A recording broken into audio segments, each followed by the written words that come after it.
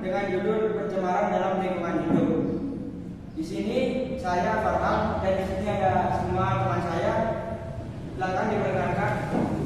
Perkenalkan, nama saya Taufik Rahman. Perkenalkan, nama saya Firul Alwan.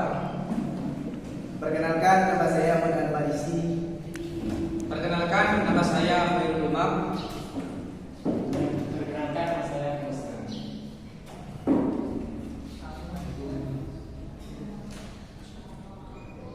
Oke, di sini saya akan membaca tentang judul pencemaran dalam lingkungan hidup. Pertama, bab 1 latar belakang. Lingkungan adalah kesatuan antara abiotik serta biotik. Abiotik merupakan kumpulan-kumpulan benda mati, sedangkan biotik yaitu kumpulan benda hidup. Di dalam komponen abiotik adalah udara, air, cahaya, matahari, tanah, suhu, dan lain-lain. Komponen biotik mencakup dekomposasi atau disebut pengolahan, kandungan, dan juga produksi. Kedua, komponen tersebut sangatlah erat kaitannya atau tidak dapat dipisahkan. Lingkungan hidup diartikan berapa? Menurut psikologi, lingkungan hidup dikatakan juga environment, yaitu kesatuan antara makhluk hidup atau biotik dan makhluk hidup atau biotik yang ada. Sedangkan menurut Undang-Undang Nomor 32 Tahun 2009, lingkungan hidup yaitu kesatuan ruang di seluruh benda, baik makhluk hidup dan termasuk manusia, keadaan sampai perilaku manusia. Secara keseluruhan bisa disimpulkan jika lingkungan hidup merupakan gabungan antara semua makhluk hidup yang juga faktor dan komponen di sekelilingnya. Makhluk hidup yang ada di bumi ini adalah salah satu faktor kebersihan dari lingkungan hidup. Makhluk hidup yang dikhususkan adalah manusia. Manusia merupakan makhluk gerakan yang telah diciptakan Tuhan dengan sempurna di dalam keadaan yang berkerukunan.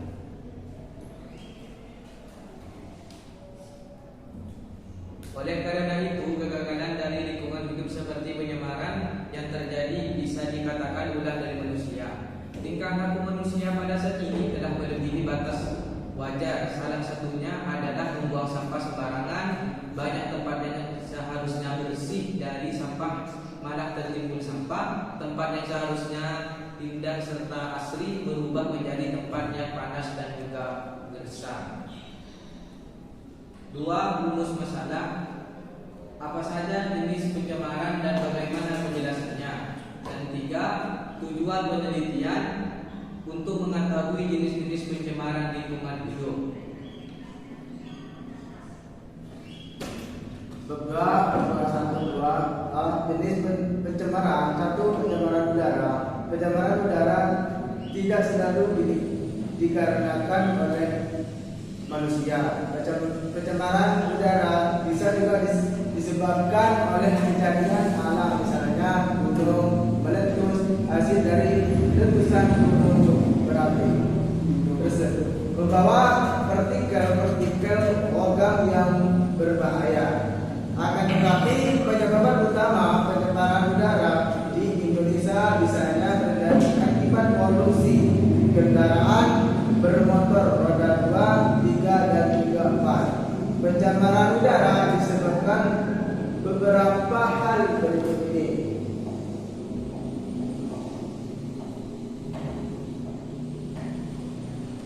A. Asap rokok. Seperti yang sudah diketahui bersama, sebagian besar orang-orang terkaya yang berada di Indonesia adalah bos-bos besar dari perusahaan rokok. Oleh karena itu, tidak heran jika asap rokok menjadi penyumbang pencemaran udara yang paling besar. Kandungan-kandungan yang berbahaya yang ada di dalam rokok seperti tar dan juga nikotin, maka asap yang ditimbulkan juga berbahaya. Baca juga contoh surat resmi oleh perusahaan undang resmi. B. Ozon. Sudah menjadi rahasia publik jika lapisan ozon sudah mulai menipis. Lapisan menghalang buruknya sinar matahari tersebut justru menjadi bom perang bagi bumi. Polutan ozon adalah polutan yang paling berbahaya. Menangannya juga sangat sulit sebab dia tidak dapat dideteksi. Perlu untuk diketahui polutan akan menyebabkan kerusakan pada paru-paru.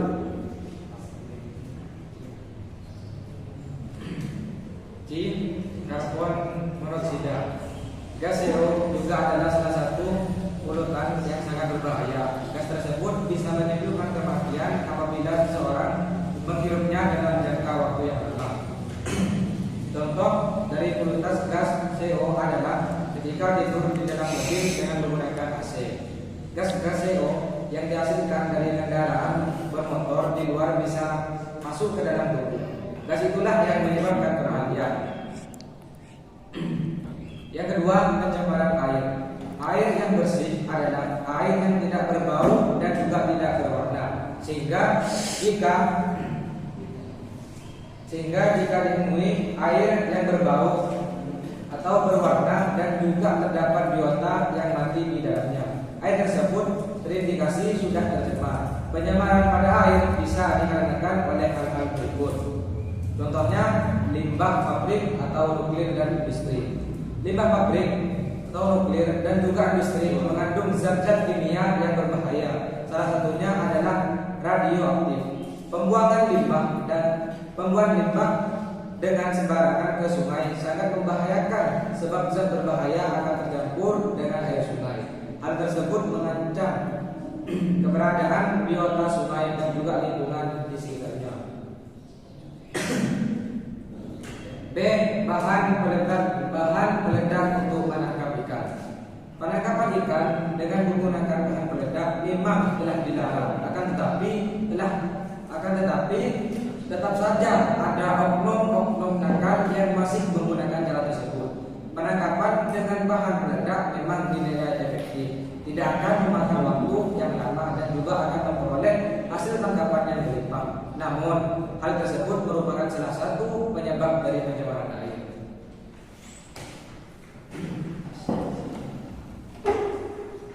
J. Pestisida. Limbah pertanian sebenarnya tidak membahayakan. Akan tetapi penggunaan pestisida yang berlebihan dan cukup dan juga pupuk kimia itulah yang akan menyebabkan pencemaran air. Limbah pertanian yang di dalamnya terdapat pestisida yang berlebih dan juga pupuk kimia tersebut akan mengalir yang selanjutnya tersebut akan menimbulkan pencemaran air. D. Sampah. Sampah menjadi masalah yang paling utama di zaman sekarang. Kesadaran manusia akan lingkungan sepertinya sudah sangat rendah. Sampah-sampah rumah tangga yang dibuang di sembarangan tempat, mulai dari lorong air kecil atau selokan sampai ke sungai telah dipenuhi sampah. Padahal sampah menjadi salah satu penyebab utama dari pencemaran air. 3. Pencemaran tanah. Suatu tanah dapat dikatakan telah tercemar saat tanah itu tidak dapat lagi digunakan untuk kebutuhan manusia. Kebutuhannya dimaksud bentuknya berbentuk tanah. Selain itu, tanah yang bersama juga salah satu ciri tanah yang sudah tercemar. Penyebab dari pencemaran tanah yaitu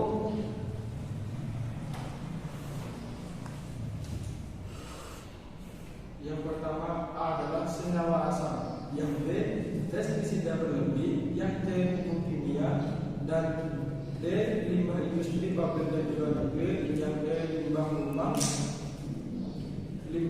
tangga seperti DDT. Bab 3 menutup kesimpulannya adalah pencemaran dapat dibagi menjadi 3, yaitu pencemaran air, tanah, dan juga udara. Setiap pencemaran mempunyai ciri tertentu. Setiap pencemaran juga mempunyai penyebab tertentu.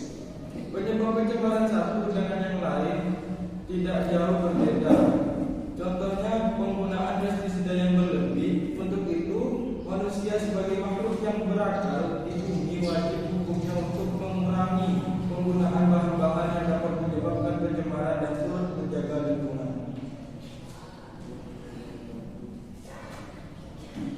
Cukup sekian dari presentasi kelompok 1. Kurang lebihnya mohon maaf.